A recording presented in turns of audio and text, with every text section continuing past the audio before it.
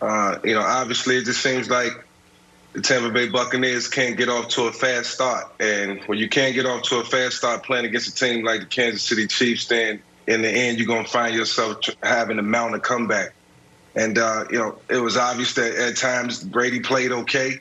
And then the 2 interceptions was just deflating to the team at the times that they came in. Those drives was drives that they needed to score points. And, I knew that they was going to have to score points in this game in order to keep up with Patrick Mahomes and the Chiefs. And it was just evident that Brady needed to do more. But I think the biggest thing for the Tampa Bay Buccaneers is that they get off to a slow start. It's like, they try to get into a rhythm early and nothing's working. They try to find their identity and they can't find it. So, it just leaves them in a tough spot. And then the 2 interceptions, I keep going back to that, really cost them the game. And it came at critical times when they needed to score points the most throughout that football game. So, man, it was difficult to watch.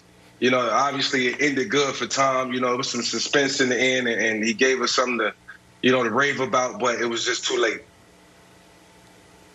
It was too late, and it was too late because of a slow start where Brady, I think, had 30 yards in the first quarter, and they couldn't convert third downs. They kept failing to convert third downs, I should say. And then in the third quarter, when they had a chance to get back in the game, Brady throws 2 picks that are picked off around the 10-yard line, and that's the end of the football game. And so I understand, Tony Romo and such want to explain how it is literally everyone's fault but Tom Brady's. However, he has 7 picks in the last month.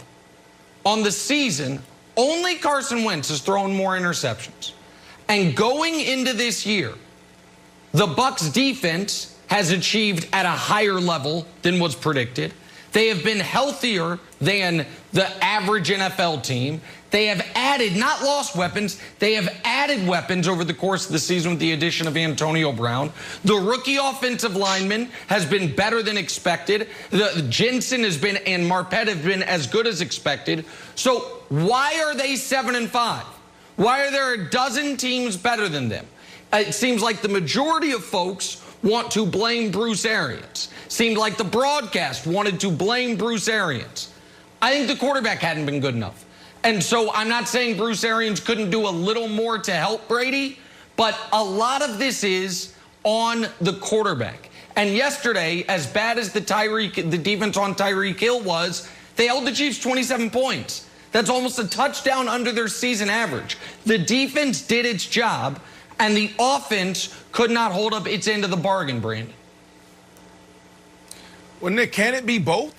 Why does it have to be just one guy? I think, in any sport, on any team, it comes down to everybody involved, right? So, yeah, I do think Tom Brady, obviously, as the quarterback, the face of the franchise, one of the faces of the NFL, has a lot to do with it. But Bruce Arians as well. The wide receivers, the offensive line, the defense playing one-on-one against the most explosive offense and players in football.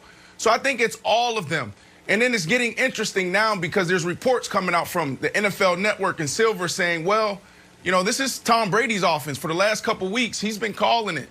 He's been picking those plays. And that's what I saw. It's like too many chefs in the kitchen right now. What offense do we get? Is it really Tom Brady's or is it Bruce Arians? And I know that's a topic on every sports show right now. Is about their offense, and is it Tom Brady's or is it Bruce Arians? Well, when you look at that game, there's no rhythm. They're not in sync. That first quarter was the longest first quarter that I've ever saw. It was so bad. The Chiefs were taking off, and then when you see Tom Brady and the frustration on the field, on the sideline, they're taking shots down the field. They're trying to play the quick game. They're trying to think. They're thinking about running the ball. I didn't know what they were trying to accomplish. You couldn't tell where they were trying to attack. That game plan, to me, was terrible. Yeah, but Brandon, does the game plan go out the window once you're down big in the first quarter and Tyreek Hill has 200 yards? Do you feel like Bruce Arians had one plan to go into the game and then you're like, uh-oh, we're getting torched here. Now we have to throw the ball 75% of the time when before maybe that wasn't the game plan? Well, sometimes that's immature coaches, that's immature teams, right? Like you look at the tendency. That's what the game plan is. Where are they challenged? Where are they weak? And let's attack them there. You know what they're going to do on first down in the first quarter, second down. You know what they're going to do in situational football. You know what they do when they're ahead. So what they should have focused on is maybe running the ball more. They're giving up almost 5 yards a carry. I agree. So why did we only run it 13 times? Yeah. Even when they were down 17-0, I was still thinking this is the time to lean into the run, because if you saw that passing game, I don't know if you watched it that closely, but it was a mess. I mean, they were trying to take shots. They were trying to play the dink and dunk game. You know, every once in a while they would run the ball. They didn't want to commit to it. It was a terrible display of game planning in my mind. Vic, I want to ask you a question. Aside from names on a roster, what evidence do we have that this Bucs team is more than an above-average football team? They've played 12 games. They're 7-5. They're 1-4 against playoff teams. I would argue they have looked outstanding for 2 weeks all year. The Packers-Raiders game. The 5 games before, they were 3-2. The 5 games since, they're 2-3. And one of those wins is a by the skin of your teeth win over the Giants. Like, at what point are they what they've shown to be over 3/4 of the season, which is an above-average team and a non-Super Bowl threat? Yeah, well, this is a team who has more than enough talent, and that goes without saying. But I think it goes back to what Brandon just said. They don't have an identity, and any offense has to have an identity. Either you're going to come out firing it or you're going to come out running it. And I think they get caught in between. What should we do? What should we do? And then, like Wiles touched on, they got behind early. So then the game plan that you come into the game with goes out the window. So, you know, they get stuck in, you know, tough spots, you know, and I see it happening every other week. And yesterday was just another one of those moments where you get down 21 or whatever it was, and now you have no game plan. You got to just pass the football, and then you go into panic mode naturally. I'm sorry, Jenna. Right. No, I was going to say, I agree with you. It's not just that they don't have an identity. I don't think anyone even knows whose offense is it. Is it Brady's offense or is it Bruce Arians' offense? I think it all folds into one. But on the other side of the ball, the Chiefs, they know who they are and they know who's throwing the ball. Mahomes making it look easy and effortless.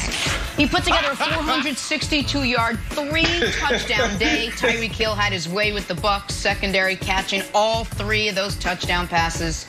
We go back to you, Mike, since I obviously missed the joke. How impressive was Mahomes and Tyreek Hill connecting for, what, 269 yards, 3 touchdowns on the day? How impressive was that? It was very impressive, and I always say this. You know, I tell everybody, Andy Reid matches his play calling with this talent, and it's evident. You know, Andy, I know exactly went into this game saying, look, we're going to match Tyreek Hill up on their worst defender. And he's going to point out the worst defender to the entire offense. And this is how we're going to attack him. And it's plays designed to get the ball into the hands of Tyreek one-on-one in these matchups. And it's obviously up to Patrick Mahomes to find a matchup. But, you know, I mean, this is game planning. This is game planning. That's why it looks so easy for Patrick and Tyreek to go out and make these type of plays, because they game planned for it. They saw it on film. They knew exactly what they was going to do. And it's the same thing that the Bucs should be doing with the guys on their offense. They just can't do it for some reason. So, you know, I know we talked about the players and we talked about Brady, but, you know, we got to talk about the coaching at the same time. Yeah, Mike, but, man, if I'm an opposing defense and defensive coordinator, what do you do? I mean, let's forget Tyreek Hill right now. Think about Travis Kelce. Travis Kelce, when you watch that game, it's like butter. I don't know exactly what that means. Like, oh, it's like butter. You hear a lot of basketball players say it's like butter when they get their shot off. But every time he throw, Mahomes throw the ball to Travis Kelce, he's wide open. This dude can literally catch 20, 30 passes a game if they chose to. So when you have that on the other side, like, what do you do with Tyreek Hill? The fastest player in the NFL, probably. The quickest player in the NFL. He's reliable. He has amazing hands. His football IQ at the position is off the charts. So what do? You play cover one. You take away you take away Travis Kelce, you don't have help over the top when it comes to Tyreek. This is exactly what's going to happen to you. Like any dog #1 receiver playing one-on-one, no safety help, will easily go for 150 yards, Nick, 175 yards. But with this dude as the fastest, I'm surprised that he didn't go for 300 yards. Yeah, it's all right. That's all correct. And that's why the Chiefs are going to win the Super Bowl again. There's no good way to defend them. Quarterback doesn't make mistakes. You got to double the tight end. You got to double the wide receiver. Okay, what are you running out of people?